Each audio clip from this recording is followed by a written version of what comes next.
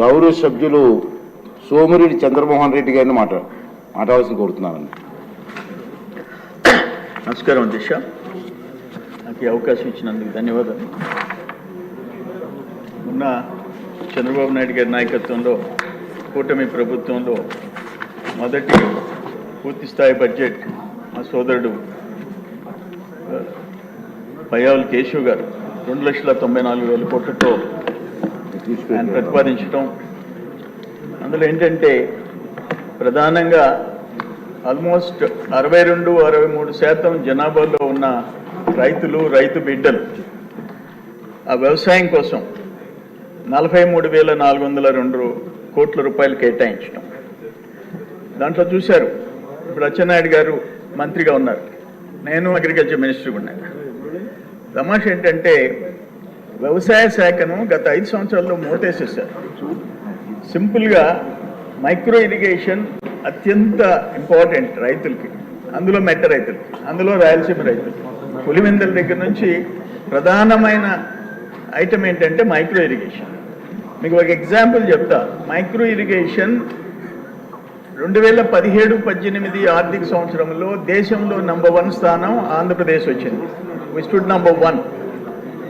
Mechanisation number 1. ఒకటి 1,300 కోట్లు, ఒకటి 675 కోట్లు ఖర్చు పెట్టాం. ఈ గవర్నమెంట్ వచ్చిన తర్వాత ఆల్మోస్ట్ ఏపీఎంఐపి మైక్రో బిందు తుంపర్ల సేద్యాన్ని మూతేసేశాడు జగన్మోహన్ రెడ్డి గారు.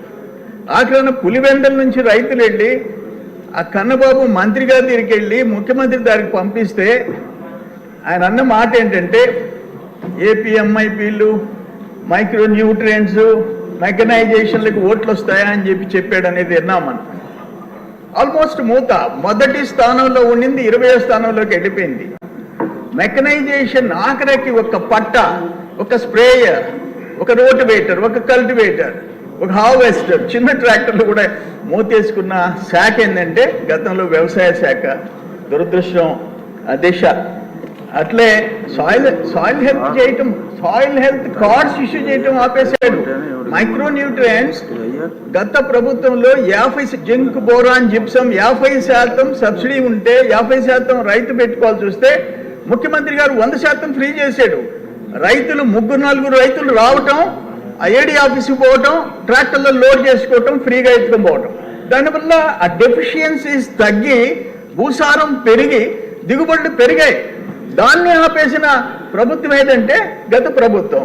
దురదృష్టకరమైన పరిస్థితులు మనం చూసామని చెప్పేసి, అందుకే నేను ఒక మాటలో వ్యవసాయ శాఖ, నీటిపారుదల శాఖలు మూసేసిన పెద్ద మనిషి ఎవరంటే గత ప్రభుత్వం అని చెప్పేసి నేను తెలియజేస్తున్నాను. అధ్యక్ష, జలవనరుల శాఖలు ఇరిగేషన్కి మనం 16,705 కోట్లు పెట్టాం. ఎగ్జాంపుల్ ఒకటి ఏంటంటే, ఏదైనా ఒక చట్టసభలో ఒక శాఖ ప్రతిపాదించిన, చట్టసభలో సభ్యులు ఆమోదించిన ఆ బడ్జెట్ మోరార్లెస్ 10% మోరార్లెస్ 10% ఎక్కువ కావచ్చు, 10% తక్కువ కావచ్చు, ఖర్చు పెట్టాలా. దానికి బడ్జెట్ అప్రూవ్ అయిన శాఖలకు ఉన్న నిధులని ఆ విలువ లేకుండా పక్కన చెత్తబుట్లో పారేసింది గత ప్రభుత్వం. ఎగ్జాంపుల్ 2014-19 68,000 కోట్లు ఖర్చు పెట్టాం ఇరిగేషన్లో. అంటే next 5 years SSR rates, standard schedule of rates ప్రకారం ఆల్మోస్ట్ 80,000 కోట్లు.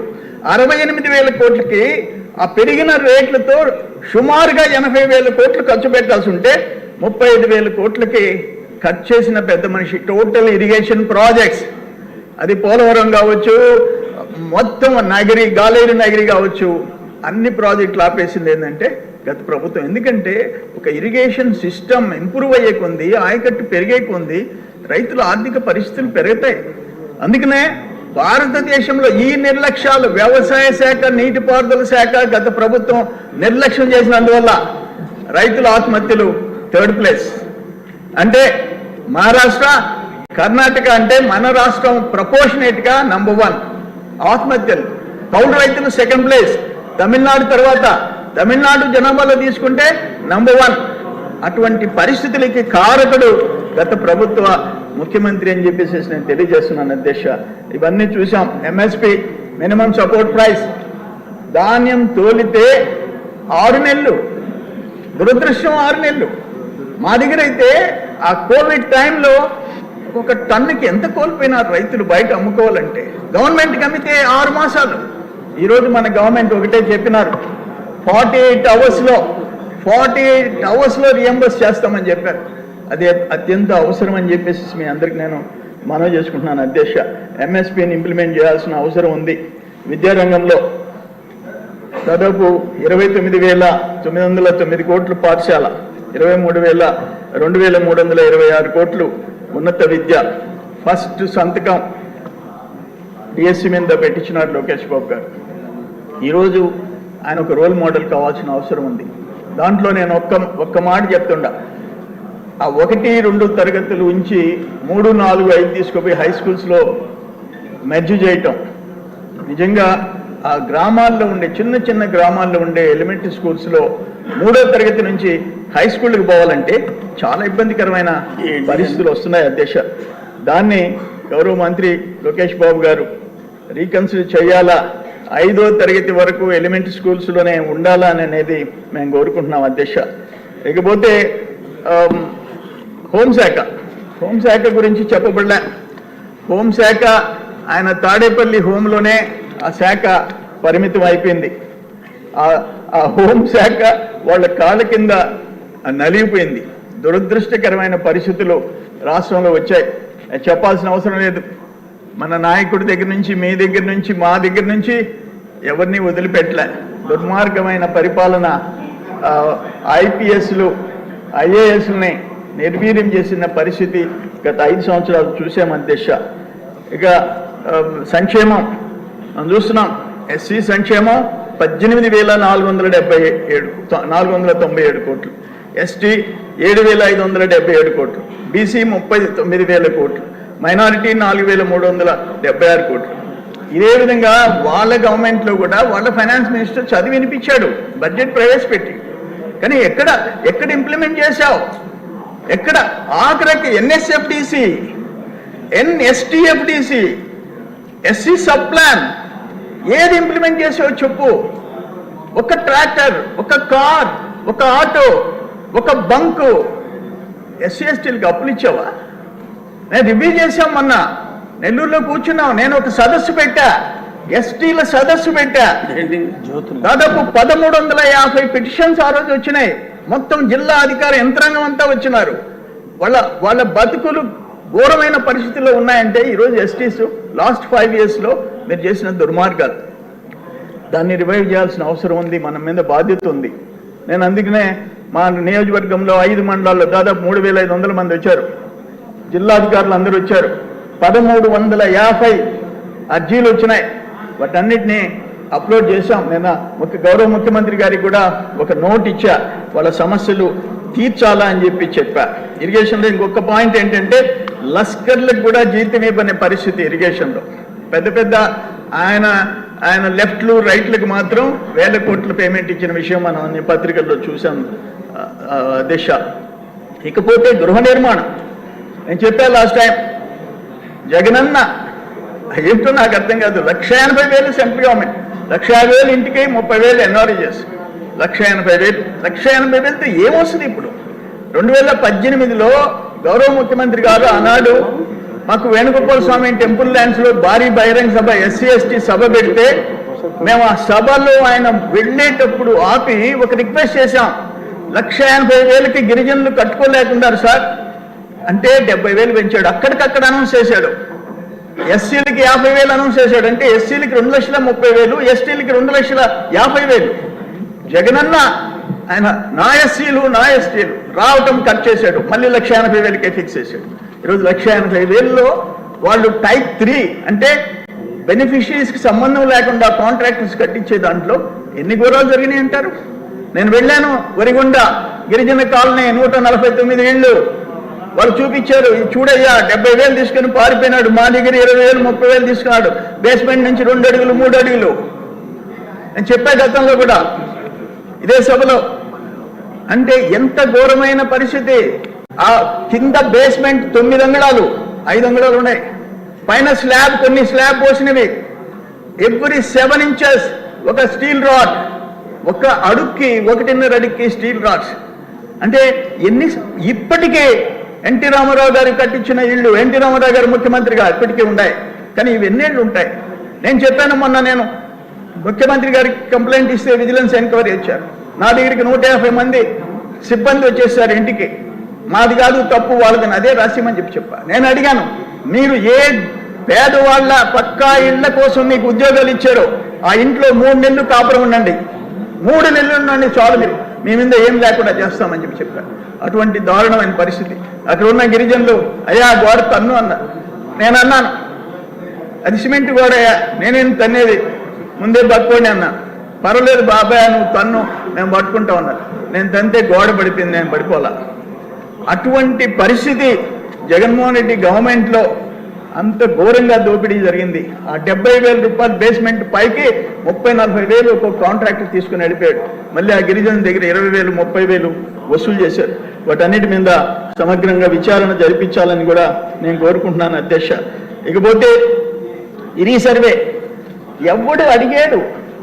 రీసర్వే నా పొలం నేను అమ్మాలనుకుంటే కొనేవాడు సర్వే చేయించుకుంటాడు చలాన్ కట్టి.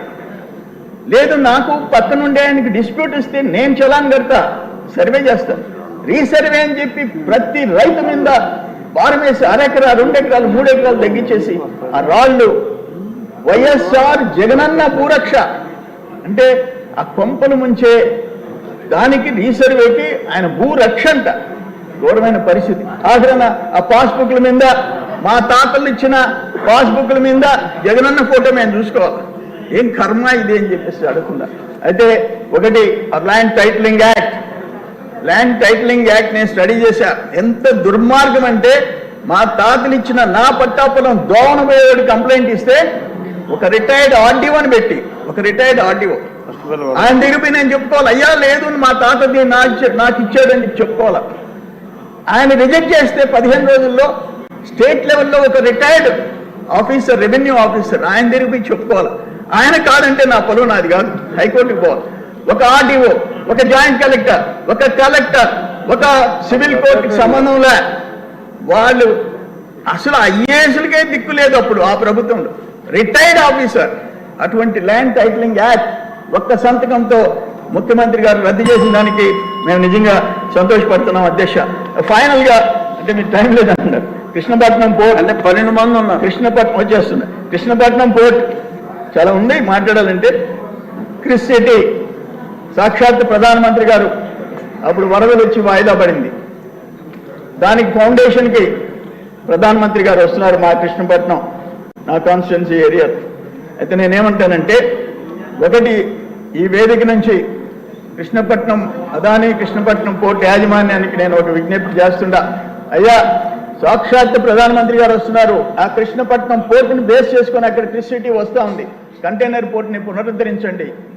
అది deepest see port, largest port in south Asia. అటువంటి పోర్ట్ మీ చేతిలో ఉంది, దయచేసి మళ్ళీ దాన్ని రివైవ్ చేయాలని చెప్పేసి నేను కోరుకుంటున్నా. ఫైనల్గా ఏంటంటే ఒక్క మాట, అసెంబ్లీలో 11 మంది ఎందుకు రారు? ఇప్పుడు ఒక స్కూల్లో ఒక స్టూడెంట్ 4 రోజులు లేకపోతే యాబ్సెంట్ వేసి హెడ్ మాస్టర్ మందులు ఇస్తాడు. కనీసం క్వార్టర్లీ ఎగ్జామ్కి అన్నా రావాలా? రాడు. హాఫ్ ఇయర్లీకి రాడు, యాన్యువల్కి రాడు.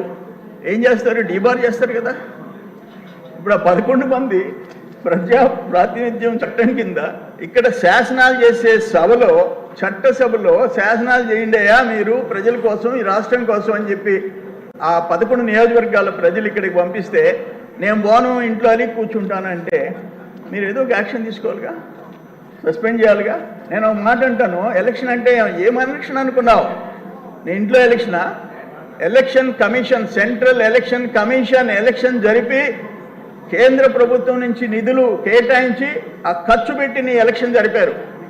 నీ ఎలక్షన్ ఎక్స్పెండిచర్ పక్కన పెట్టు, గవర్నమెంట్ ఎక్స్పెండిచర్ పెట్టి ఒక చట్టసభకి సభ్యులుగా పంపించేదాన్ని. దానికి నువ్వు రానంటే రాను అని చెప్పేసి మేము బాయ్కాట్ చేస్తున్నామని ప్రకటించిన తర్వాత వాట్ నెక్స్ట్ అంటుంటా. ఆ నియోజకవర్గాలకి ప్రాతినిధ్యం అవసరమా లేదా అని ఆ చట్టాల్లో అవసరమైతే సవరించైనా సరే చేయాల్సిన బాధ్యత మన మీద ఉంది అని చెప్పేసి ఆ గౌరవం లేని వాళ్ళని ఇక్కడ నుంచి తొలగించాల్సిన బాధ్యత ఎట్లా చేయాలో ఆలోచించాలని మీకు తెలియజేసుకుంటూ ఏదేమైనా ఒక మంచి ప్రభుత్వం, మంచి బడ్జెట్, శాఖల వారీగా బ్యూటిఫుల్గా వచ్చింది. మళ్ళీ ప్రజాస్వామ్యం తిరిగి డెమోక్రసీ పునరుద్ధరించే పరిస్థితి ఈ రాష్ట్రంలో వచ్చిందని చెప్పి మీ అందరికీ తెలియజేసుకుంటూ సెలవు తీసుకుంటాను. నమస్కారం. విష్ణుకుమార్ రాజు గారు, నిన్న మీకు ఎక్కువ సమయం కావాలన్నారు, అందుకని 10 నిమిషాలు కేటాయిస్తాను. అలాగే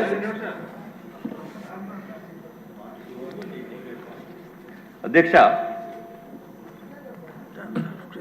రాష్ట్రం మొత్తం కూడా చంద్రబాబు నాయుడు గారు